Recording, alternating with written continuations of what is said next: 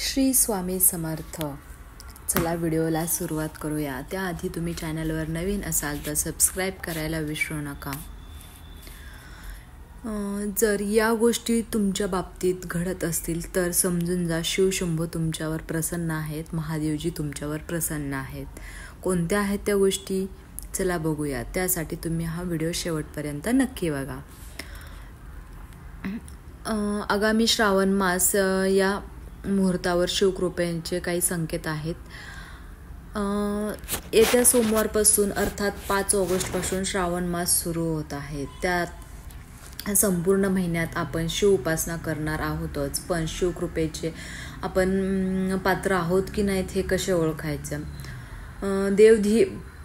देवाधिदेव महादेवाला आपण आशुतोष म्हणतो, कारण तो केलेल्या भक्तीचे लवकर संतुष्ट होणारा देव आहे. शिवभक्ती साधी सोपी आहे. महादेवाला आपल्या भक्तांकडून फार अपेक्षाही नाही. भक्त जे काही मनोभावे देतात त्यांचा ते आनंदाने स्वीकार करतात, म्हणून त्यांना भोलेनाथ असेही म्हणतात. त्यांच्या काय आपण उपासना करतो, पण त्यांची कृपा होत आहे की नाही हे कसं ओळखायचं तेच बघूया आता आपण.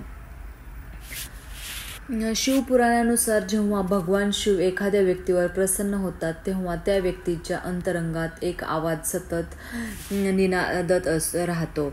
मानसिकरित्या ती व्यक्ती शांत असते, संकटातही डगमगत नाही, ती घाबरत नाही. अशी स्थिती अनुभवणे म्हणजे शिवकृपा प्राप्त होणे आहे.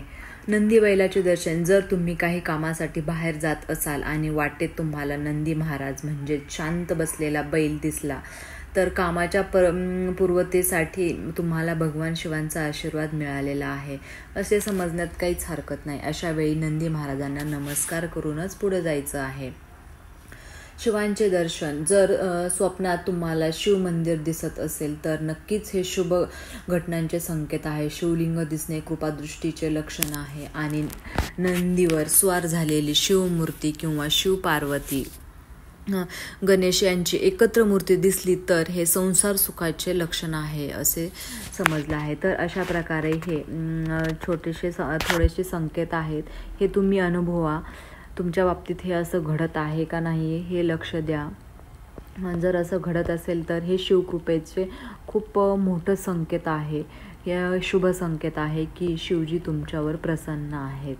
व्हिडिओ जर हा आवडला असेल तर लाईक करा. चॅनलवर नवीन असाल तर सबस्क्राईब करायला विसरू नका. श्री स्वामी समर्थ.